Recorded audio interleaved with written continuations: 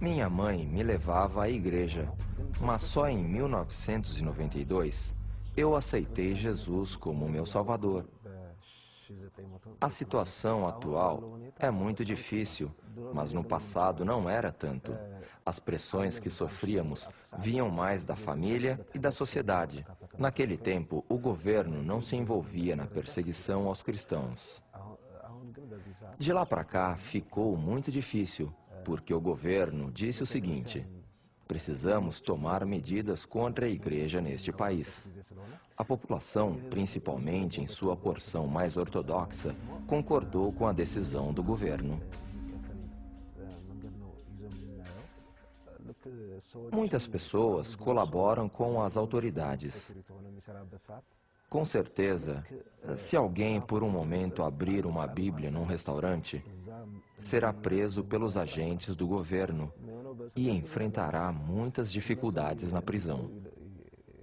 Será forçado a negar sua fé, será espancado, sofrerá vários tipos de tortura, e especialmente para os cristãos, não há julgamento, nem tribunal, apelos e coisas do tipo.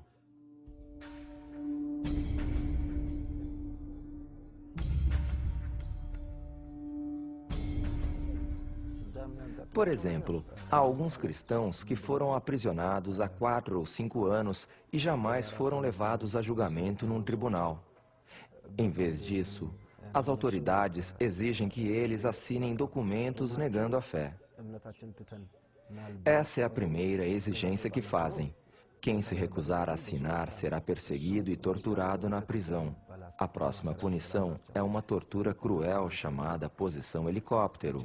O prisioneiro tem os pés e mãos amarrados junto às costas e é colocado de bruços, apoiando o peso do corpo apenas no abdômen. Os pés e as mãos ficam amarrados junto às costas. Eu entreguei minha vida a Cristo ainda criança e mais tarde fui prestar o serviço militar. Agora dou encorajamento aos cristãos que passam por essa terrível situação. É a nossa vez de mostrar fé e coragem aos que passam pela mesma situação que enfrentei.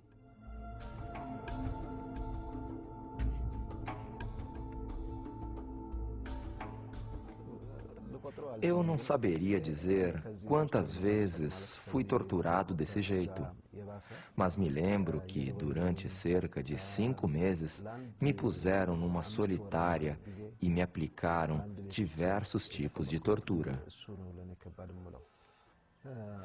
Formávamos um grupo naquela prisão. O plano do governo era extinguir e eliminar o cristianismo naquela área.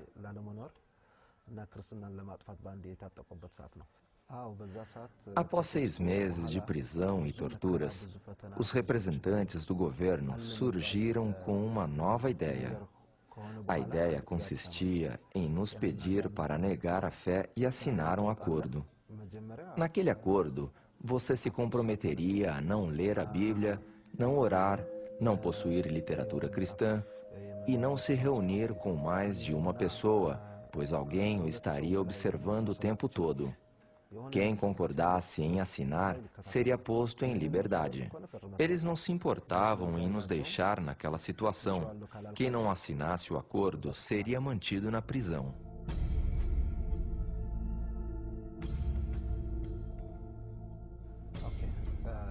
Depois que fomos aprisionados, levou apenas 3 meses para que tivéssemos Bíblias sendo contrabandeadas sem que as autoridades soubessem. Separávamos as páginas da Bíblia em livros diferentes e distribuímos cada parte entre as celas. Como não tínhamos onde esconder, guardávamos os pedaços da Bíblia em nossas sacolas. 4 cristãos foram escolhidos para cuidar da distribuição das partes da Bíblia entre os presos. Eu era um dos 4 escolhidos. Eu era responsável por coordenar a distribuição. Como não havia papel, eu usava papel higiênico para copiar as escrituras à mão e distribuir. Quando os agentes do governo revistaram as celas, encontraram os trechos da Bíblia que eu havia fornecido. Interrogados sobre quem havia fornecido aquilo, falaram: foi Gideão que entregou. Me castigaram com outra forma de tortura. Me arrastaram de bruços no chão aquecido pelo sol escaldante e, como resultado, minhas mãos, braços e barriga ficaram em carne viva. Essa foi a pior tortura. Depois me jogaram numa cela de apenas 1 metro por 1,80. 2 meses depois, o comandante daquela região fez uma visita. Disseram a ele: "Este é Gideão." Então eles perguntaram se eu iria negar minha fé ou não. Eu disse: "Não negarei." Por causa da segurança que o Espírito Santo me dava, eu estava disposto a enfrentar qualquer coisa.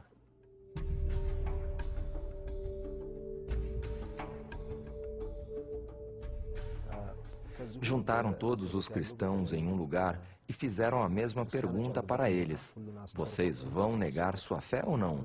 Perguntaram também a mim e eu disse: "Não." Em minha mente havia um só pensamento: Cristo. Para mim, o viver é Cristo. Foi o que o apóstolo Paulo escreveu na carta aos Filipenses. Para mim, o viver é Cristo e o morrer é lucro. Começaram a me espancaram por todas as partes do corpo.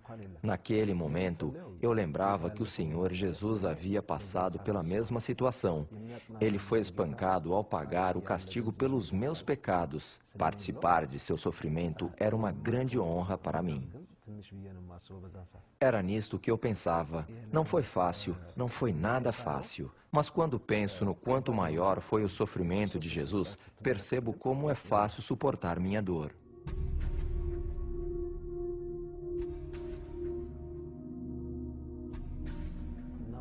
Depois de me espancar, foram embora pensando que eu estava quase morto. Me lembro de ter orado em voz baixa: "Senhor, perdoa esses homens. Eles não compreendem o que estão fazendo.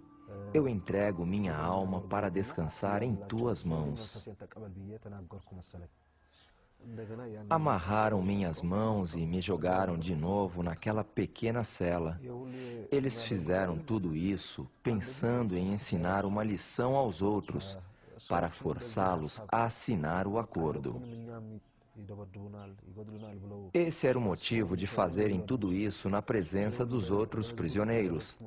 Para mim, o espancamento não foi o mais difícil, mas a permanência naquela cela minúscula era quase insuportável. Não havia tratamento médico, todas as partes do meu corpo doíam e eu não conseguia deitar no chão para dormir. Pedi medicamentos, mas eles recusaram. Eu não tinha nenhum osso quebrado, mas todas as partes do corpo estavam doloridas. Depois de 2 semanas, minhas pernas começaram a doer muito e feridas se abriram. Então fiz uma oração. Eu disse: "Senhor, Tu és o médico dos médicos. Cura-me." Assim que orei, senti a presença do Espírito Santo em meu corpo. Um dos guardas se compadeceu e decidiu me ajudar e me trouxe sal. Misturando sal com água, eu lavei o ferimento.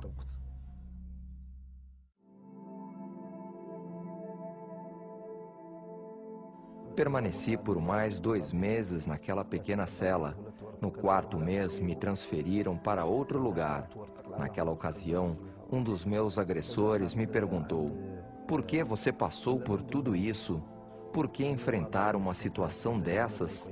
Por que tanta determinação? Por que não nega sua fé e leva uma vida tranquila?" Eu respondi: "Estou pagando um preço não só pela minha fé, mas pela liberdade neste país. Para mim, a palavra de Deus é vida."